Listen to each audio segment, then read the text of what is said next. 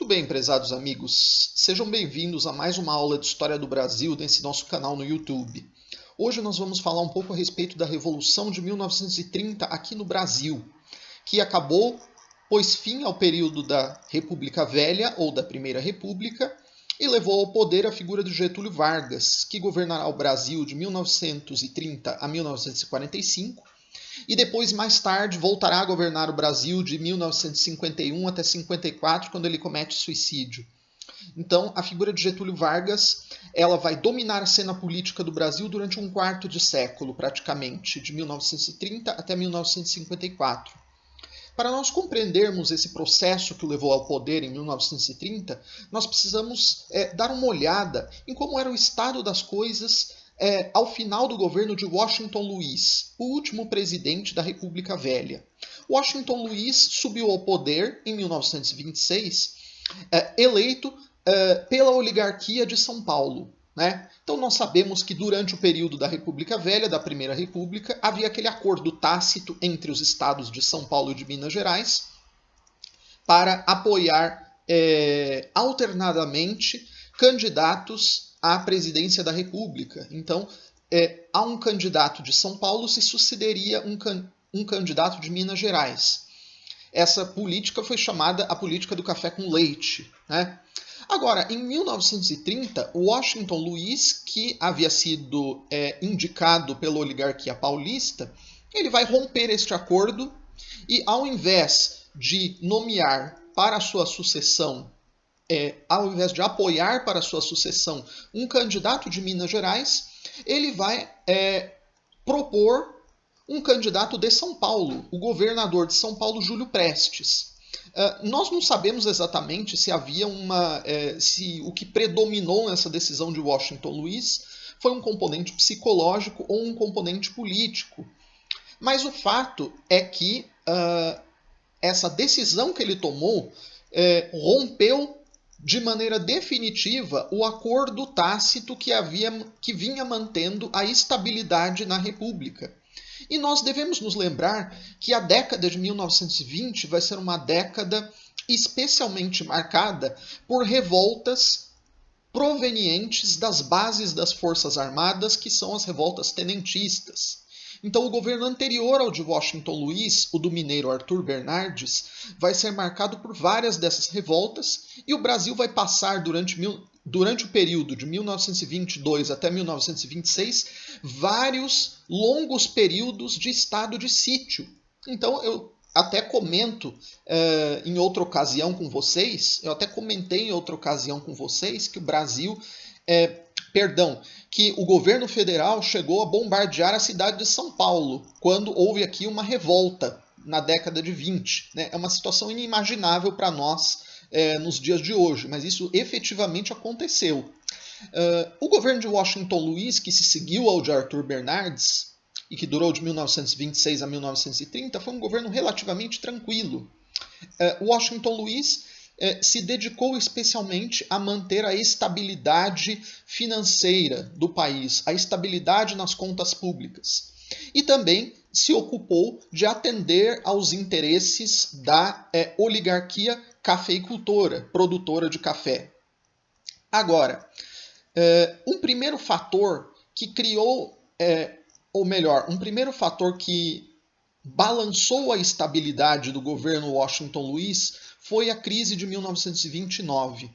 Esperava-se que em 1929 a safra de café no Brasil fosse uma safra menor do que havia sido a safra de anos anteriores.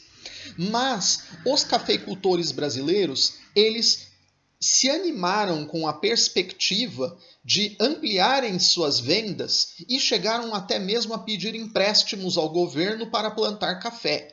Então a safra de 1928-1929 ela foi bem maior, chegou até 30 milhões de sacas de café. Quando estourou a crise, esses cafeicultores que haviam pedido dinheiro emprestado se viram numa situação extremamente delicada. Então eles resolveram pedir apoio ao governo federal, pedir que o governo federal aceitasse uma prorrogação do período dado para eles devolverem os empréstimos e mesmo que os financiasse por meio de emissões de papel moeda por meio do Banco do Brasil. Washington Luiz ele se negou a fazer isso porque, ao fazer isso, ele estaria comprometendo seu plano de estabilização financeira. Então, nós temos aí um primeiro baque criado na relação entre o governo e as classes dominantes cafeicultoras. E Washington Luiz, para as eleições de 1930, ele vai apoiar, como eu disse agora há pouco para vocês, vai apoiar um candidato de São Paulo, o governador de São Paulo, Júlio Prestes. Formou-se, então, uma candidatura de oposição que partiu do estado de Minas Gerais. O governador de Minas Gerais resolveu, então, articular uma candidatura de oposição com o Rio Grande do Sul. Mas, como nós sabemos, o Rio Grande do Sul já havia feito acordos com o governo federal no começo da década de 1920, e esses acordos eles permitiram que o governo gaúcho tivesse uma grande dose de autonomia local.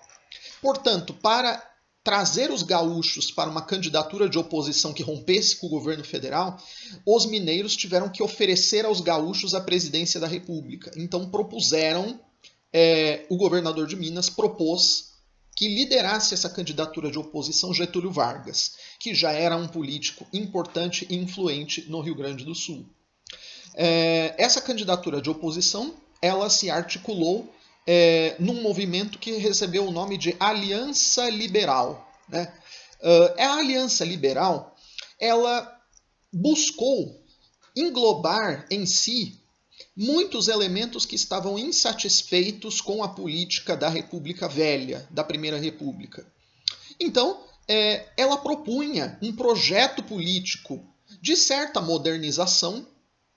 Quer dizer, modernização significava industrialização, de certo apoio à industrialização, de um certo aumento na legislação trabalhista, por exemplo, ampliando os direitos de aposentadoria e regulando o trabalho dos menores de idade, e também propunha uma maior racionalização do sistema político, por exemplo, procurando controlar melhor a situação eleitoral que acontecia na República Velha do voto de cabresto. Então, propunham os membros da Aliança Liberal nós podemos dizer assim, uma defesa da verdade eleitoral. Coisa que não acontecia, como nós sabemos, durante a República Velha, onde o voto, época em que o voto era aberto, era falado diante de todos que estavam ali na sessão eleitoral e, portanto, os eleitores eram frequentemente intimidados.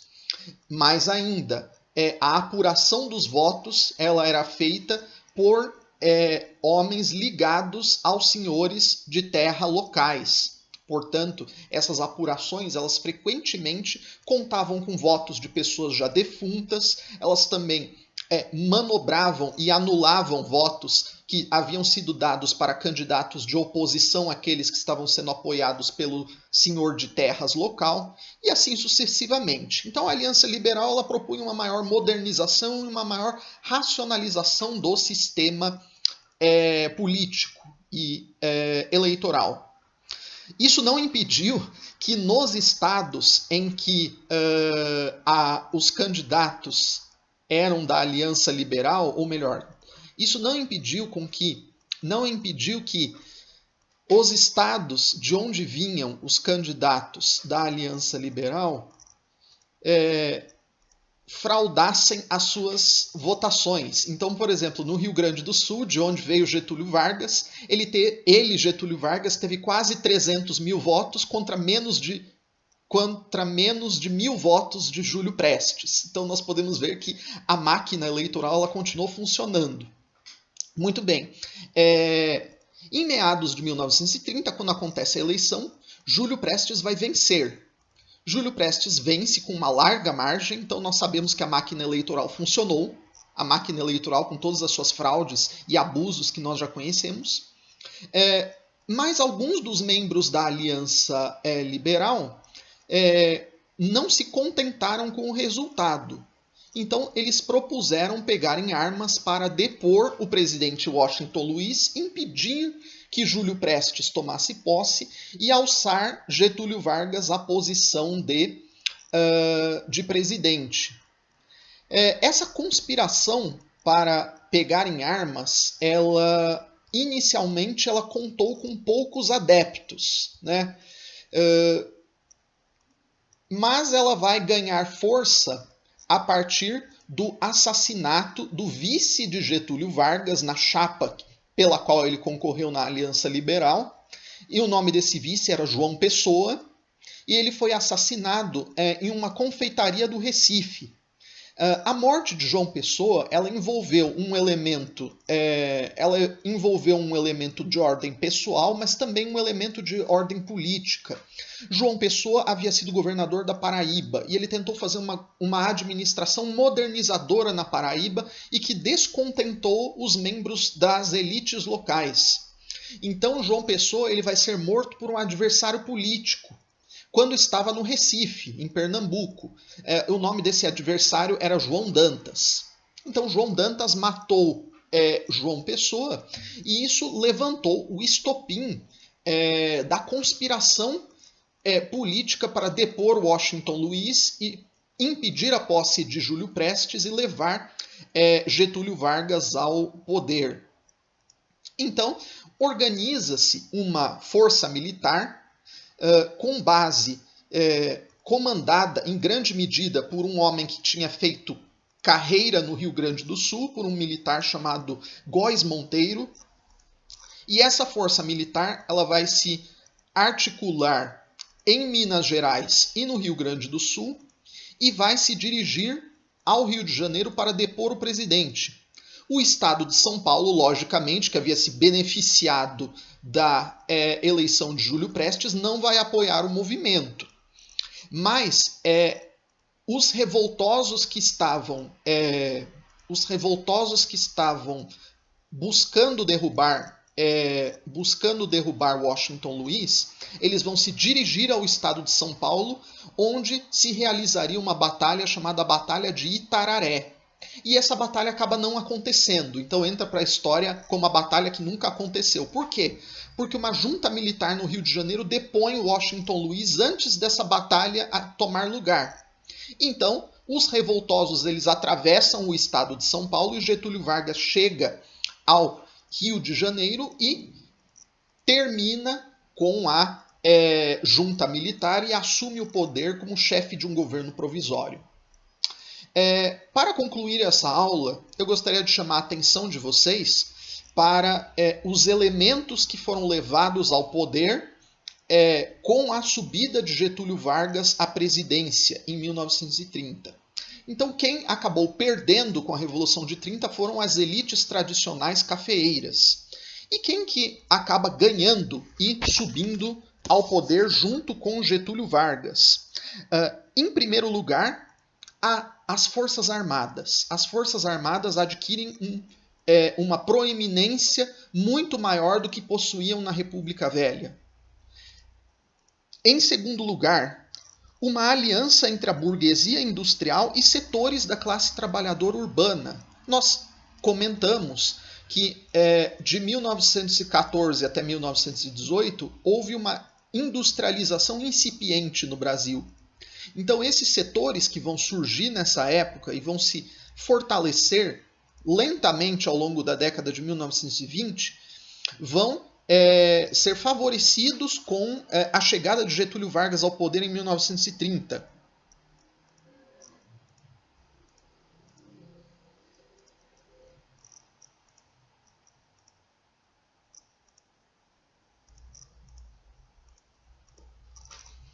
E por fim, nós teremos também a subida ao poder de burocratas e membros das chamadas carreiras de profissionais liberais. E esses membros das carreiras de profissionais liberais, eles estão interessados em promover uma modernização do Brasil a partir da centralização política. Então são engenheiros, são advogados, são médicos que querem uma centralização do poder para promover uma maior racionalização do poder central e uma maior modernização do Brasil. Então nós vamos ver que isso vai se dar, sobretudo, na construção da chamada indústria de base, que vai vir a partir do governo central no período de Getúlio Vargas. Muito bem, então esses são alguns elementos que eu queria chamar a atenção de vocês a respeito da Revolução de 1930. Muito obrigado por terem me acompanhado até aqui e até a próxima.